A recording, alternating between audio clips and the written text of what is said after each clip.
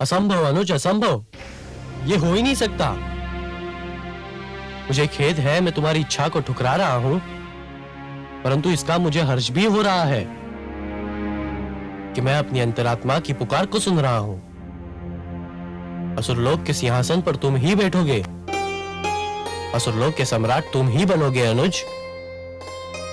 भ्राताश्री, आप मेरे ज्येष्ठ भ्राता है, पिताश्री की ज्येष्ठ पुत्र है। परंपरा यही है कि राजा की मृत्यु के उपरांत उसका ज्येष्ठ पुत्र ही उसका स्थान लेता है।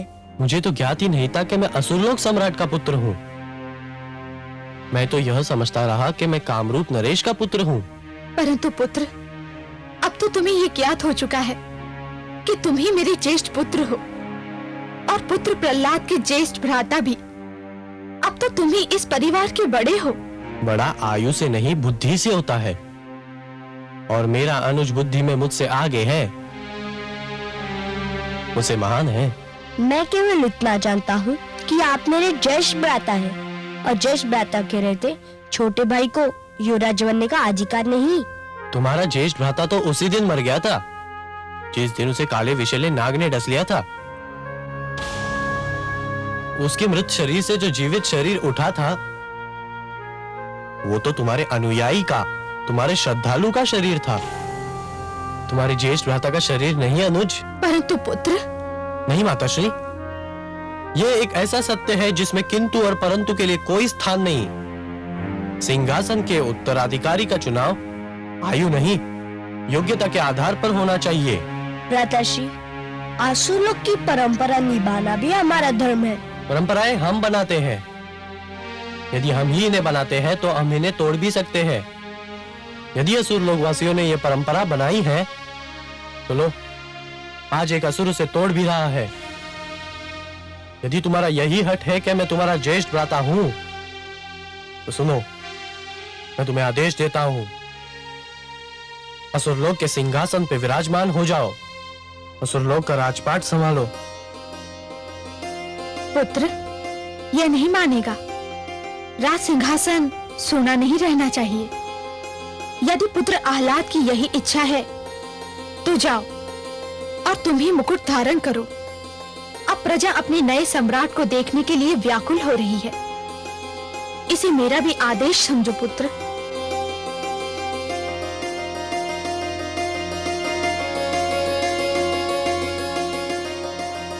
आयुष्मान भव पुत्र।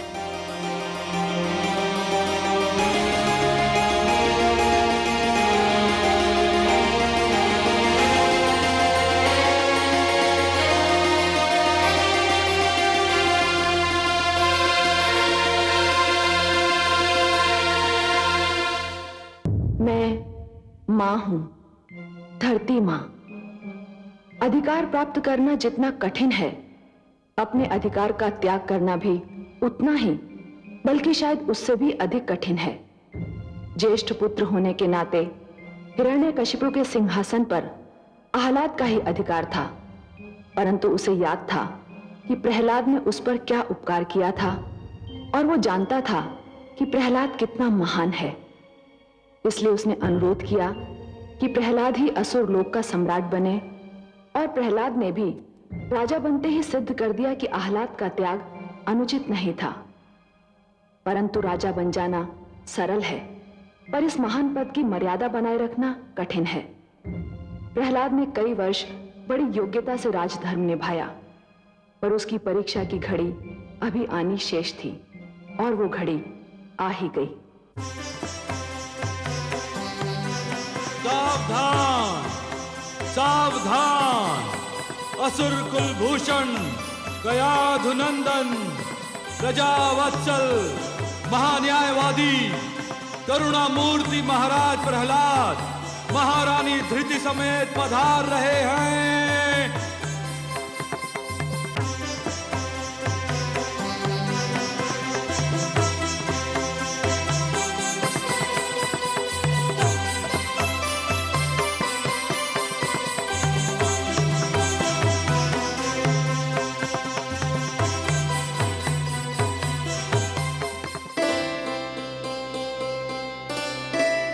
प्रणाम करता हूं भ्राताश्री।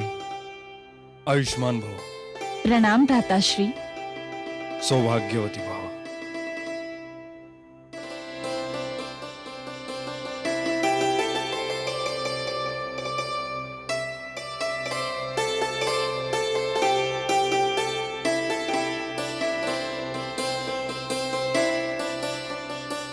भूखे शिशु को देखकर जिस प्रकार माता उसे दूध पिलाने दौड़ती है,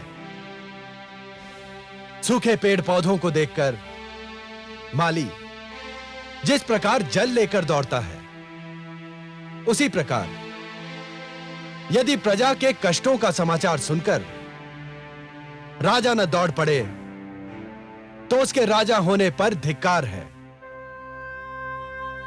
मेरे राज में अधर्म और अन्याय के लिए कोई स्थान नहीं। भय और आतंक का युग समाप्त हो गया है।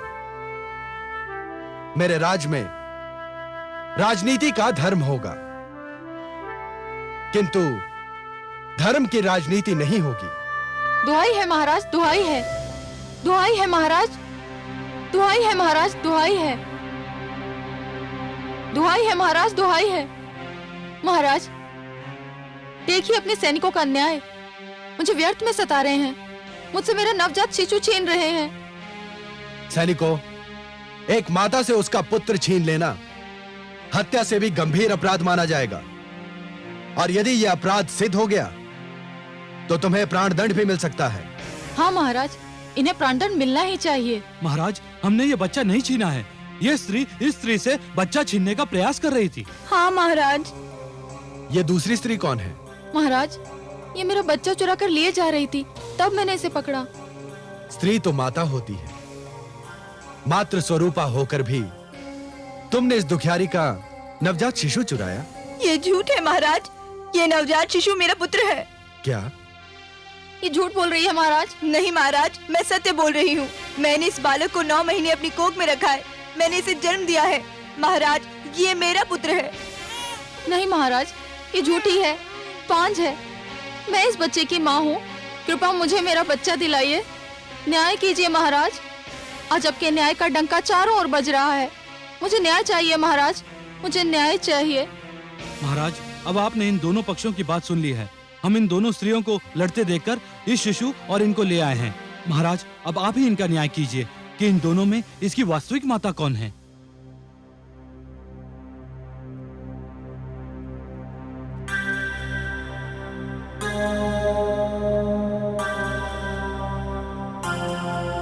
मौन क्यों धारण कर लिया महाराज? न्याय करने में विलंब क्यों?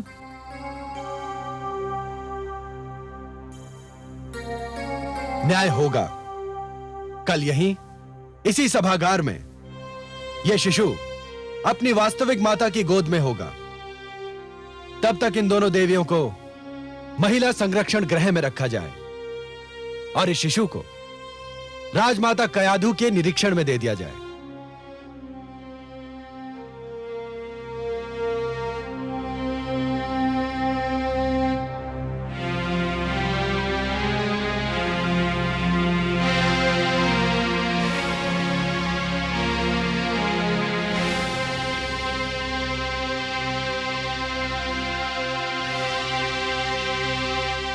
माते,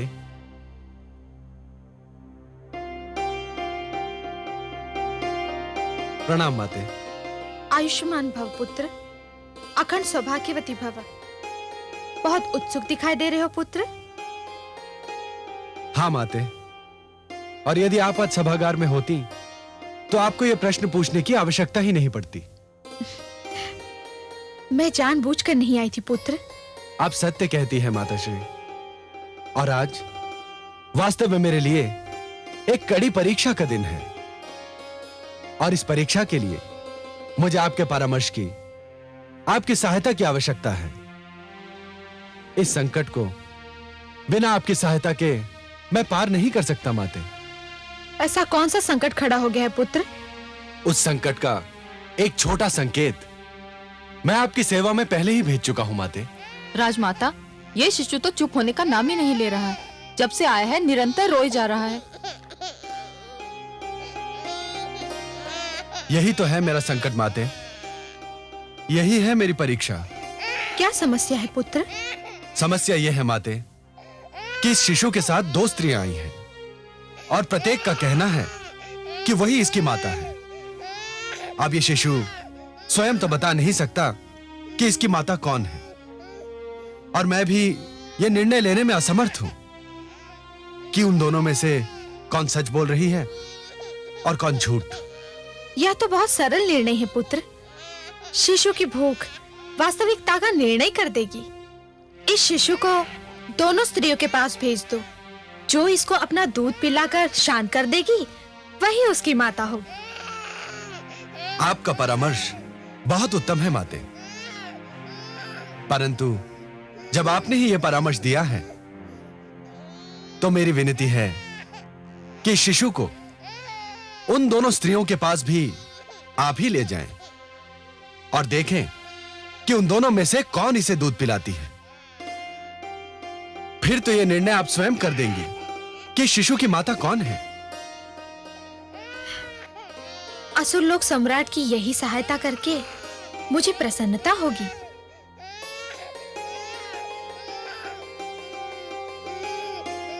चलो अब माता इस समस्या का समाधान अवश्य कर देंगी।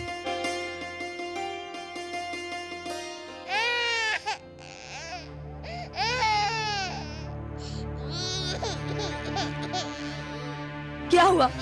क्या हुआ? चुप हो जा मेरे लाल, चुप हो जा मेरे चंदा। शिशु भूख से व्याकुल है। न जाने कब से उसे दूध नहीं मिला। यदि तुम इसकी माता हो तो फिर उसे दूध पिलाकर शांत करो ना। हाँ महारानी, अवश्य।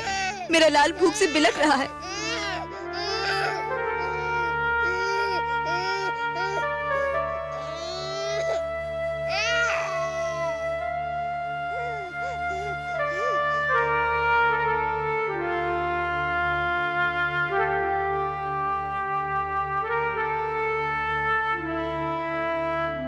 हो ना हो, शिशु की माता यही है। सत्य है महारानी। क्यों महारानी, ऐसा किस आधार पर कह रही हैं आप? देख नहीं रही हो? भूखा शिशु कितने प्यार से इसका दूध पी रहा है। क्या यह इसका प्रमाण नहीं कि यही इसकी माता है? ये तो अन्याय है महारानी। क्यों? आपने स्वयं देखा कि बालक भूख से बिलख रहा था। यदि इस अवस्था में कोई भी स्त्री उसे दूध पिलाती तो वह पीने लगता। तुम कहना क्या चाहती हो? यही, यदि दूध पिलाना ही माता होने का प्रमाण है तो फिर मुझे भी अवसर दिया जाए। यदि यह मेरा बच्चा है तो मेरा दूध भी पी लेगा। ठीक है, तुम्हें भी अवसर दिया जाएगा। इस शिशु को इस महिला की गोद में दे दिया जाए। जो आज्ञा महारानी।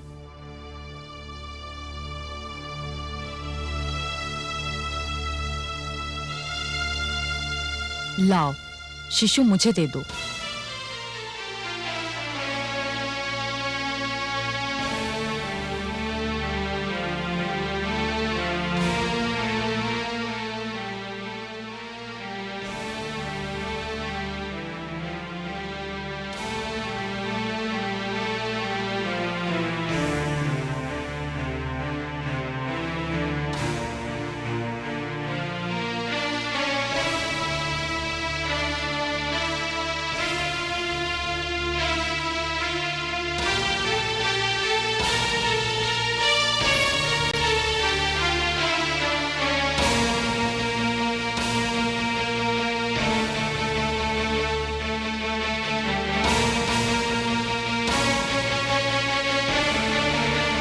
माते, क्या हुआ माते? हो गया निर्णय? किसने दूध पिलाया शिशु को? क्या आपने जान लिया कि शिशु की माता कौन है? नहीं पुत्र, मैं स्वयं दुविधा में पड़ गई। मैं समझा नहीं माते। मैं शिशु को लेकर दोनों स्त्रियों के पास पहुंची। यह देखकर मेरे आश्चर्य की सीमा न रही कि शिशु ने बारी बारी दोनों का दूध पिया। वह बहुत भूखा था। उसकी भूख तो मिट गई, परंतु मेरे लिए यह निर्णय करना कठिन हो गया कि शिशु की वास्तविक माता कौन है। शिशु को दूध पिलाने की कसौटी पर दोनों ही पूरी उतरी।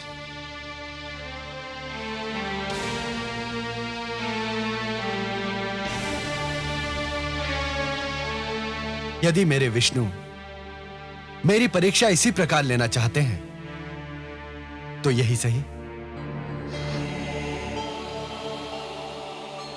लगता है मेरे पुत्र की परीक्षा की श्रृंखला कभी समाप्त ही नहीं होगी।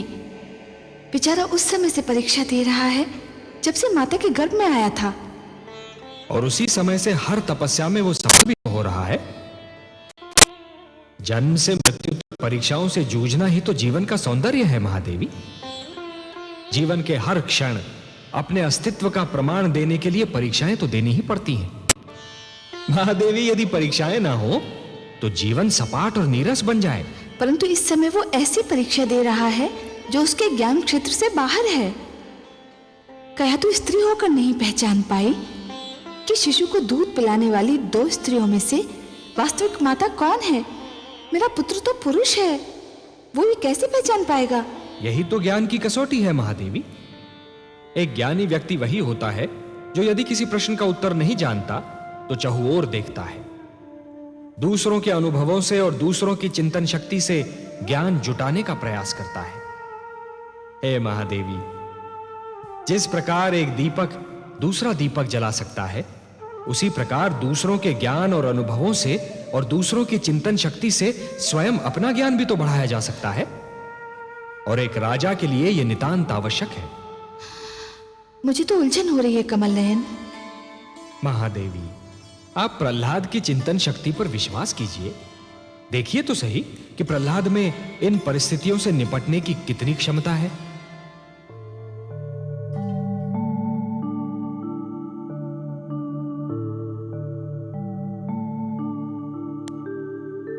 तो तुम दोनों अब भी यही कहती हो कि तुम ही इस शिशु की माता हो और दूसरी झूठी है। मैं इस स्त्री के विषय में नहीं जानती, पर ये शिशु मेरा पुत्र है। ये स्त्री झूठी है। और तुम क्या कहती हो? महाराज, ये दुर्भाग्य है कि एक माता को अपना मातृत्व सिद्ध करना पड़े, पर मैंने इस शिशु को जन्म दिया है। महाराज, मेरी समझ में नहीं आ रहा कि निर्णय करने में देर क्यों हो रही है। राजमाता स्वयं देख चुकी हैं कि शिशु ने मेरा दूध पिया था। अब और अधिक प्रमाण की क्या आवश्यकता है? स्त्री, शिशु ने दूध इसका भी पिया था।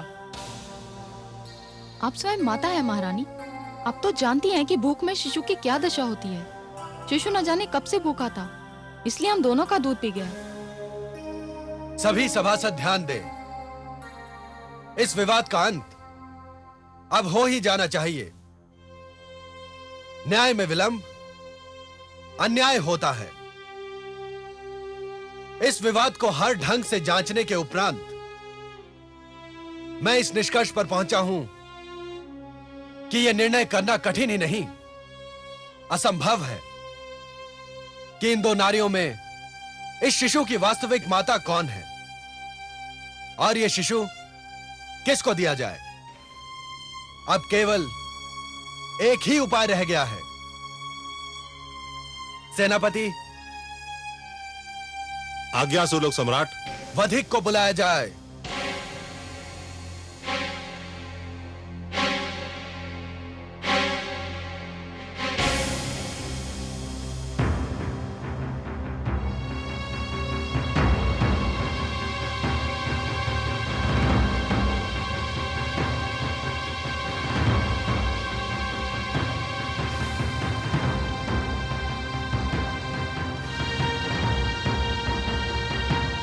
आज्ञा सम्राट, सेवक उपस्थित है। क्योंकि यह सिद्ध नहीं हो पा रहा है कि शिशु की वास्तविक माता कौन है, मेरा निर्णय है कि शिशु के शरीर के 2 टुकड़े कर दिए जाएं, आधा एक को और आधा दूसरी को दे दिया जाए। वधिक, इस शिशु के 2 टुकड़े कर दो। जो आज्ञा। नहीं लाओ शिशु। नहीं नहीं नहीं नहीं महाराज, नहीं, इस शिशु के 2 टुकड़े न कीजिए। ये शिशु स्त्री को ही दे दीजिए। मुझे नहीं चाहिए शिशु। मैं आपके हाथ जोड़ती हूँ, इस शिशु को ऐसे ही दे दीजिए। देख लिया महाराज, सत्य सामने आ ही गया। मैं ना कहती थी यह शिशु मेरा है, इसकी माँ मैं हूँ। यह स्त्री तो झूठी है।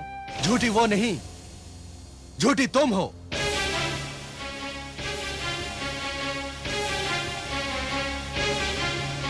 ये आप क्या कह रहे हैं?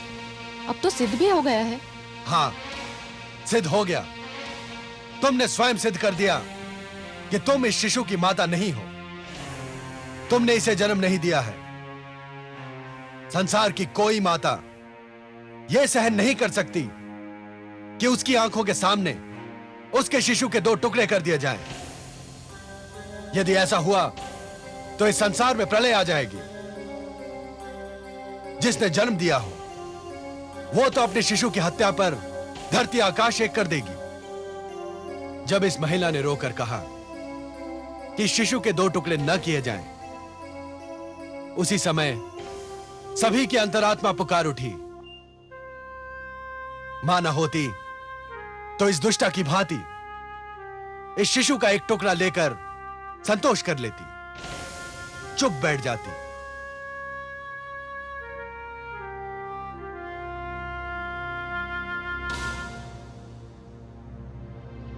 मेरा निर्णय यह है कि इस शिशु को इसकी वास्तविक माता को दे दिया जाए।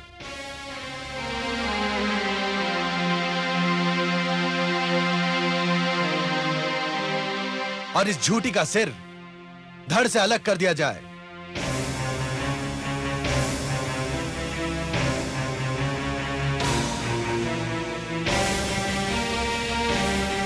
पथिक, हमारी आज्ञा का पालन हो। जो आज्ञा महाराज।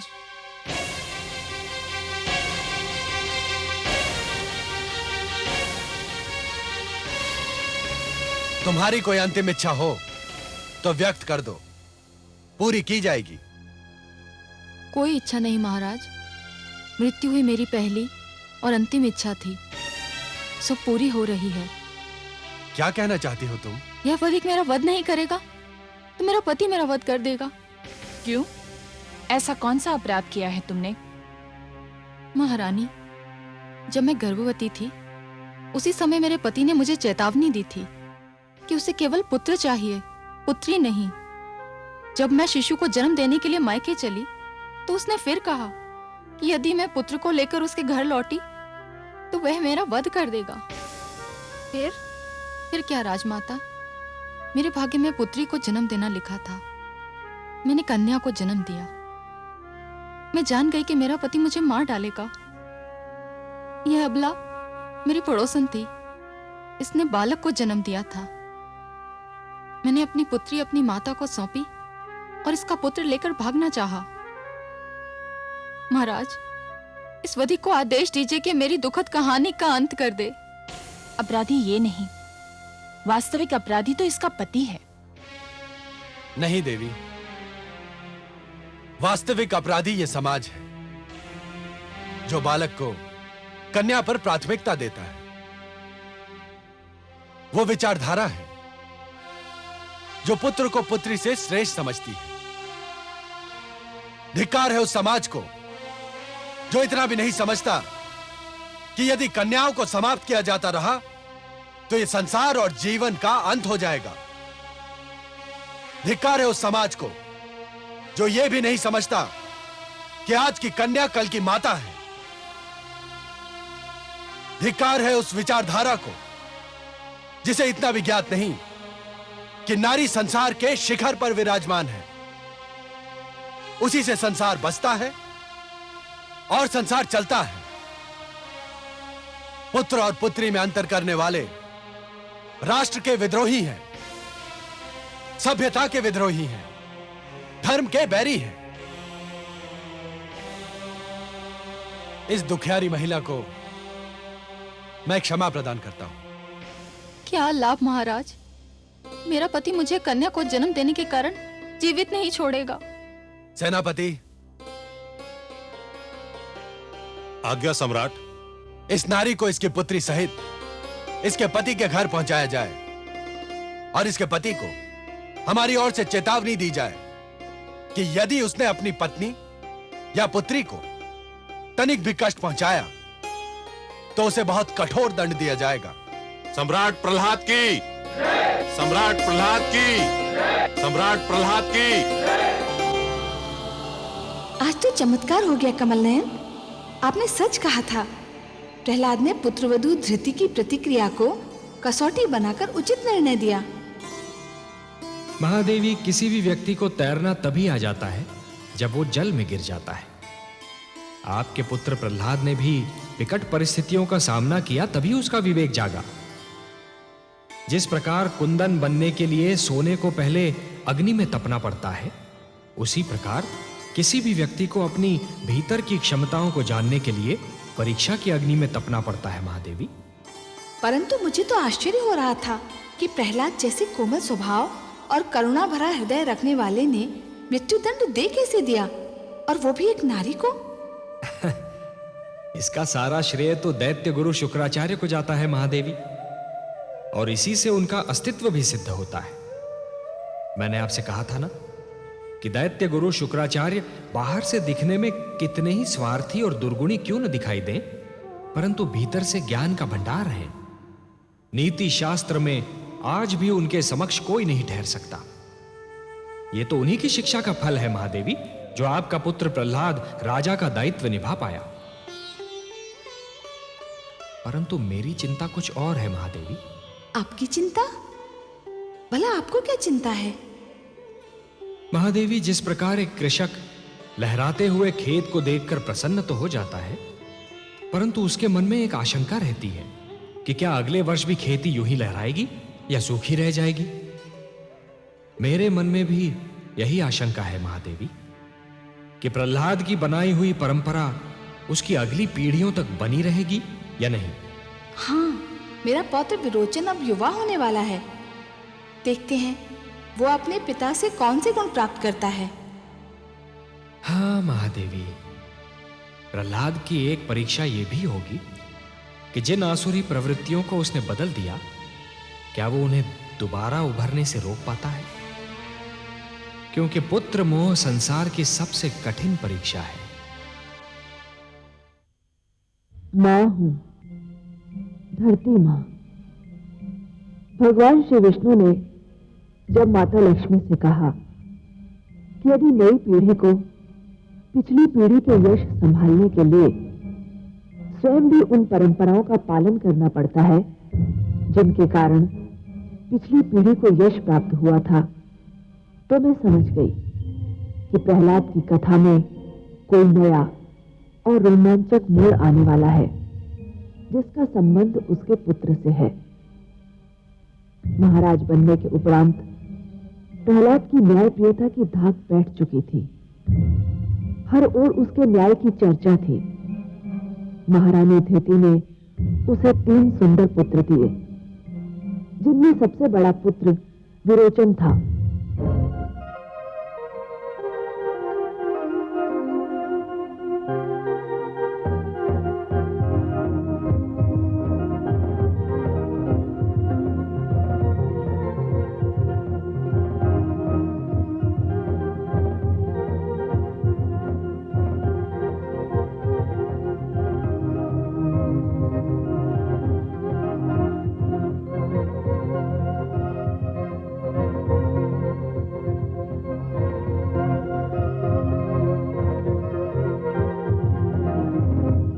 पिताश्री, यशस्वी भव पुत्र। मैं तुम्हारी ही प्रतीक्षा कर रहा था। प्रणाम दादीश्री। आयुष्मान भव पौत्र। पिताश्री, मुझे आपका आदेश मिला कि आप मुझसे इसी समय मिलना चाहते हैं। क्या कोई सेवा है मेरी योग्य? आज्ञा दीजिए। राजमाता से परामर्श के उपरांत मैं इस निष्कर्ष पर पहुंचा हूं कि तुम्हें युवराज घोषित करने का समय आ गया है। पिताश्री, ईश्वर आपको लंबी आयु दे और मेरे सिर पर आपकी छत्र छाया बनाए रखे। किंतु इतनी शीघ्रता की क्या आवश्यकता है? मैं आपका पुत्र हूं, यही मेरा सबसे बड़ा सौभाग्य है। और आप जैसा न्यायप्रिय व्यक्ति इस असुर लोक का सम्राट है, ये समस्त असुर लोक का सौभाग्य है पिताश्री। यह तुम्हारे आज्ञाकारी और विनम्र होने का प्रमाण है। किंतु जैसे राजा ईश्वर का प्रतिनिधि होता है, वैसे ही युवराज राजा का प्रतिनिधि है। युवराज हो तो प्रजा को यह विश्वास रहता है कि किसी कारणवश यदि राज्य में राजा उपस्थित ना हो तो भी उसका कोई रक्षक, उसे न्याय दिलाने वाला उपस्थित है। मुझे अत्यंत हर्ष है कि गुरुदेव शुक्राचार्य ने तुम्हें वो समस्त शिक्षा प्रदान की है जो एक राजा बनने के लिए आवश्यक होती है। इसीलिए मैं तुम्हें युवराज घोषित करने में विलंब नहीं करना चाहता। पिताश्री, यदि आपका यही आदेश है और दादी श्री की भी यही इच्छा है तो मैं इसे स्वीकार करता हूं। चुप चुप जियो मेरे पौत्र। मैं जानती थी कि मेरा लाडला दुलारा पौत्र मेरी इच्छा का आदर करेगा। चुप चुप जियो मेरे लाल, यशस्वी भव। तो जाओ, गुरुदेव का आशीर्वाद प्राप्त कर उनसे हमारी ओर से विनती करो कि तुम्हारे युवराज होने के समारोह का शुभ मुहूर्त बता दें, ताकि इस भव्य समारोह की तैयारियां की जा सके। जो आज्ञा पिताश्री।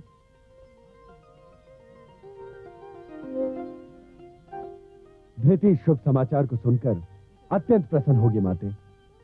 अवश्य पुत्र। आइए माते।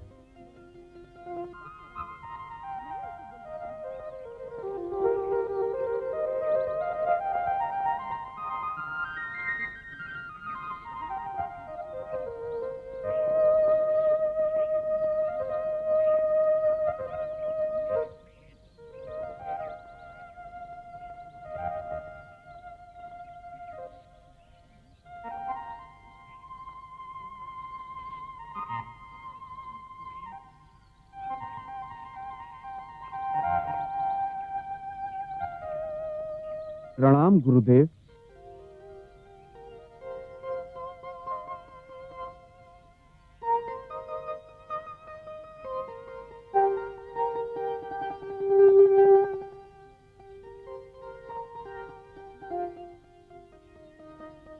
यशस्वी भव, तेजस्वी भव।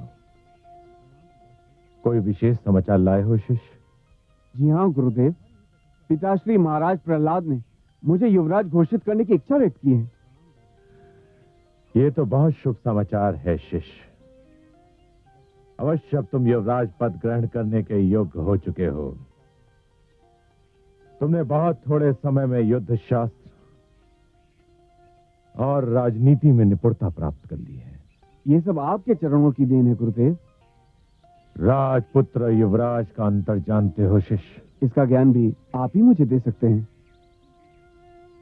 राजपुत्र केवल राजा के अधिकारों की छत्र छाया में रहता है।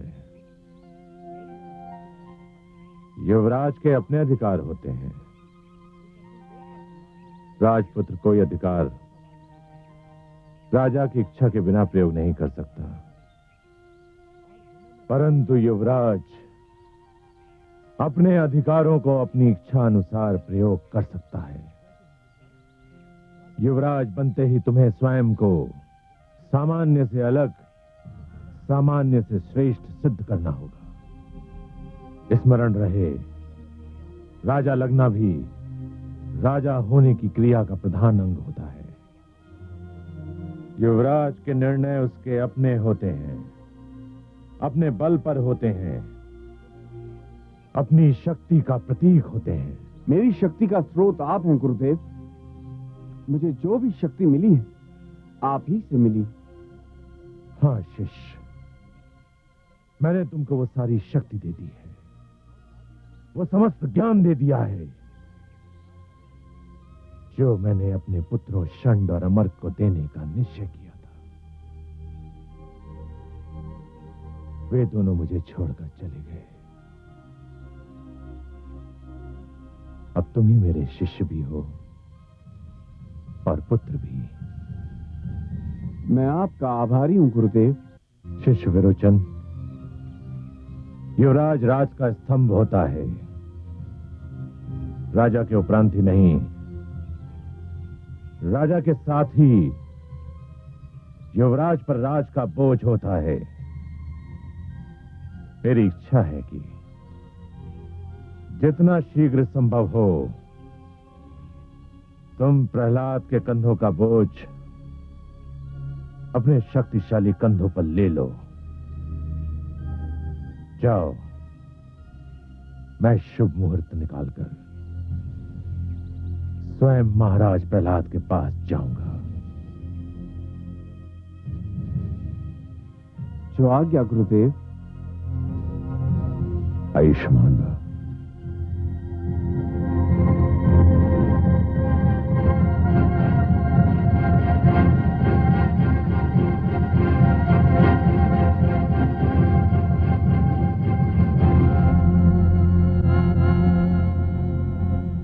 विष्णु, तुम्हारे भक्त प्रहलाद ने मुझसे मेरे पुत्र तो छीन लिए, पर उसे ज्ञात नहीं कि मैं अपनी हार तो स्वीकार कर सकता हूं, पर उसे भूल नहीं सकता। तुम देखना कि विरोचन अपने अधिकारों का प्रयोग किस प्रकार करता है। प्रहलाद ने जिस प्रकार मेरे पुत्रों से मुझे पराजित करवाया, ठीक उसी प्रकार अब मैं भी उसी के पुत्रों से उसे पराजित करूंगा। इसके लिए मैंने 30 वर्षों तक प्रतीक्षा की है।